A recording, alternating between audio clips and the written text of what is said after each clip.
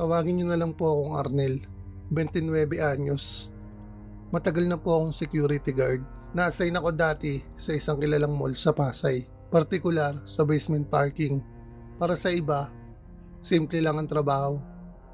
Magbantay ng sasakyan, siguraduhin na maayos ang trapiko at mag-rounds kada oras. Pero kung ikaw mismo ang naka-duty sa 10 oras ng gabi, ibang usapan na. Isang linggo ng gabi, halos sarado na ang mall. Kakaunti na lang ang mga sasakyan sa basement. Mga bandang 11:30 na noon at hinihintay na lang namin na makaalis ang huling customer. Nakaikot na ako. Nag-check sa mga sasakyan at bumalik sa guard post. Tahimik at medyo nakakaantok. Bigla akong narinig sa radyo, "Arnel, pakisilip nga yung sa may row 5. May nagre-reklamo raw na parang may bata na umiiyak." Nagulat ako kasi wala nang dapat na tao roon. Pero trabaho ko yun, kaya dala ang flashlight, naglakad ako papunta sa lugar. Paglapit ko sa row 5, doon ko na narinig isang mahina pero malinaw na iyak ng bata. Yung parang naghahanap ng magulang. Sinilip ko ang bawat sasakyan pero wala namang tao. Ang nakakakilabot, parang palipat-lipat ang tunog. Minsan nasa kanan, minsan nasa likod ko. Kinilabutan ako pero sinubukan kong tawagin. "Hello, sino yan? Lumabas ka, tutulungan kita." Walang sumagot, iyak lang ang naririnig ko. Habang umiikot ako, napansin ko ang isang itim na kotse na nakaparada sa sulok. Wala na itong plaka at balot ng alikabok. Halatang matagal nang nakatenga. Doon mismo nanggagaling ang iyak. Lumapit ako at sumilip sa loob gamit ang flashlight. Wala akong nakita. Pero sa rearview mirror, may saglit na refleksyon. Parang ulo ng bata. Nakaupo sa likod pero wala itong muka. Napatras ako agad at halos mabitawan ng flashlight ko. Kinabukasan, nagtanong ako sa maintenance staff tungkol sa kotse. Ang sabi nila, matagal na yun nandito. Yung may-ari na aksidente kasama ang pamilya niya. Yung bata raw, hindi na nakalabas. Simula noon, tuwing ako ang naka-duty sa basement, di ko na tinatambayan ng row 5. Kahit paanong tapang ng guard, may mga bagay talagang hindi may paliwanag.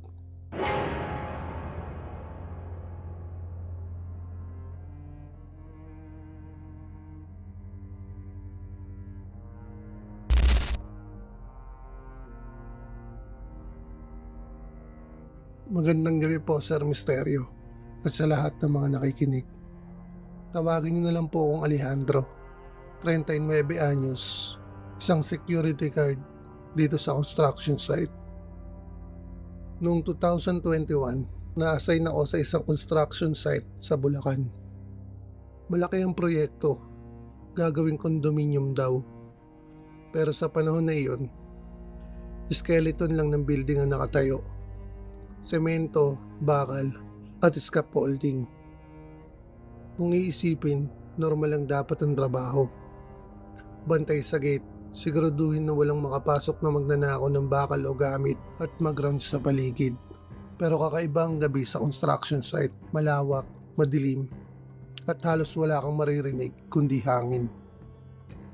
Isang gabi, mga bandang 11:00, nag-rounds ako sa ikalawang palapag ng gusali. Habang nag-iikot, bigla akong narinig ang tunog ng martilyo mula sa taas. Nagulat ako kasi walang tao roon. Tapos na ang trabaho ng mga manggagawa mga bandang 5:00 ng hapon. Inakyat ko ang ikatlong palapag pero wala akong nadatnan. Tahimik, tanging echo ng iyak ko lang ang naririnig.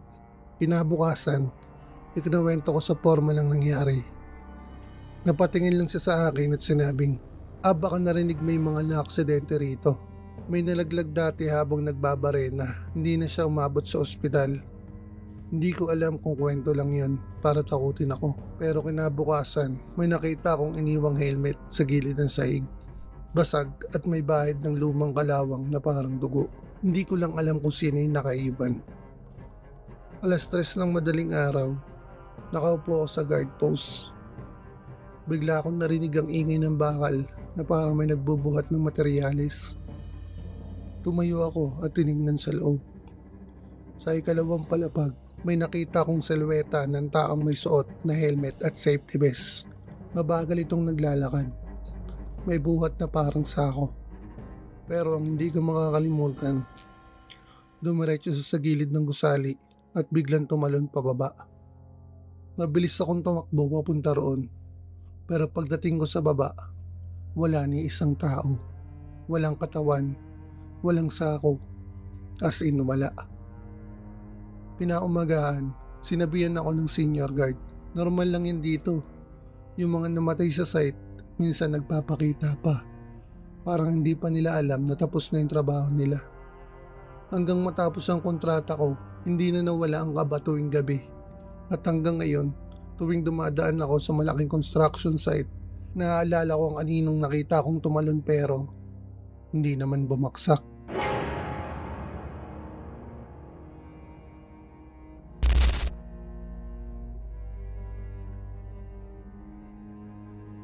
Ako si Nestor, 45 years old, matagal ng security guard dito sa Cavite.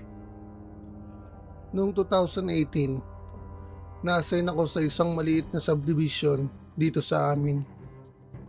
Tahimik na lugar, hindi ganoon karami ang bahay, at karamihan sa mga residente ay OFW kaya madalas bakante ang mga bahay.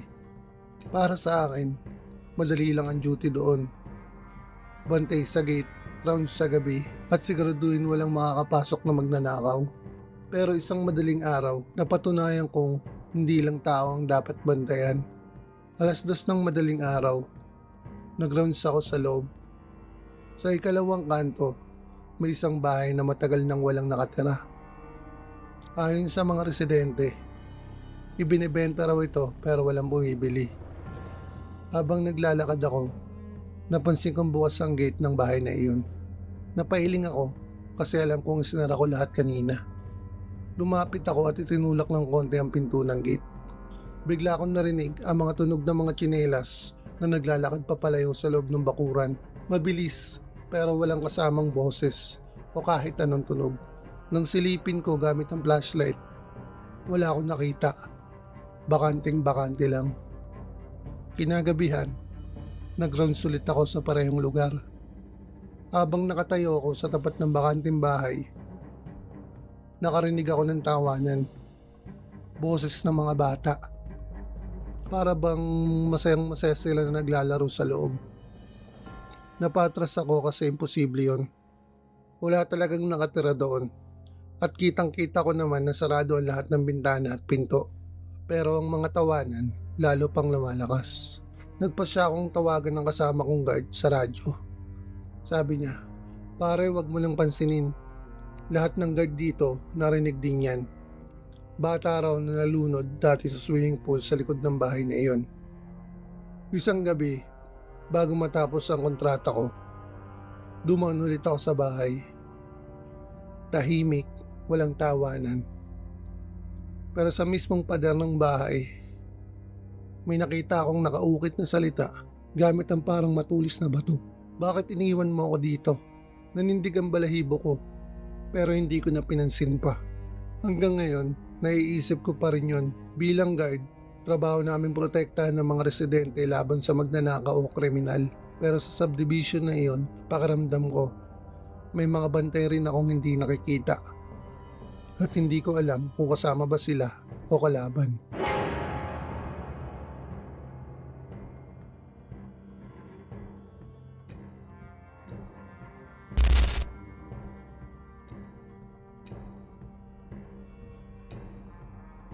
Ako si Boyet, 36 anyos. Matagal ng security guard. Halos lahat ng klase ng duty nadaanan ko na. Mall, subdivision, warehouse. Pero ang pinakanatatandaan ko ay nung na-assign ako sa isang lumang government building sa Quezon City. Simple lang ang trabaho. Mag-rounds kada 2 oras. Siguraduhin na nakaupang mga ilaw. Sarado ang mga pinto. At walang nakapasok na intruder. Pero dahil luma na ang gusali, medyo nakakatakot na talaga kahit wala pang nangyayari. Noong unang gabi ko pa lang, may napansin na ako. Bandang 11:00, nag-rounds ako sa second floor. Ang corridor doon, mahaba at maraming lumang opisina na matagal ng bakante. Habang naglalakad ako, may nakita akong ilaw na nakabukas sa isang opisina sa dulo. Sinilip ko, pero walang tao. Naka-off na rin ang main switch sa ground floor, kaya imposibleng nakabukas iyon. Pinatay ko ulit ang ilaw at isinarado ang pinto. Pagbalik ko sa guardhouse, chinek ko sa logbook kung may schedule ang mga empleyado ng gabi, pero wala. Ako lang ang tao sa buong gusali. Akala ko guni-guni lang, pero isang beses na ulit-ulit yun, sir.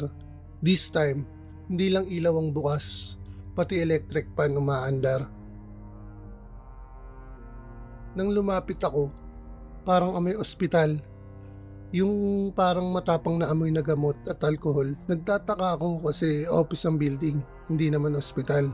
Pagbalik ko sa logbook, nalaman ko noong panahon ng martial law, isa pala itong evacuation at medical site. Isang madaling araw, mga 2:00, nakaupo ako sa guardhouse. Tahimik. Tanging ingay ng kuliglig ang maririnig.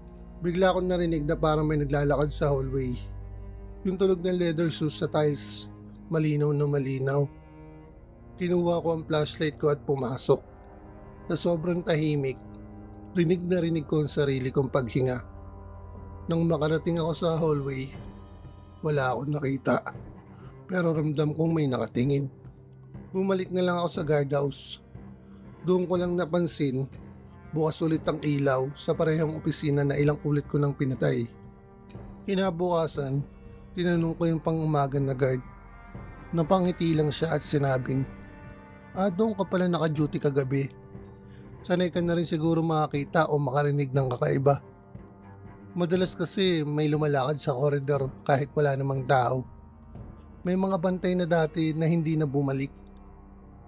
Sabi nila, baka yung mga pasyente raw noon hanggang ngayon hindi makaalis.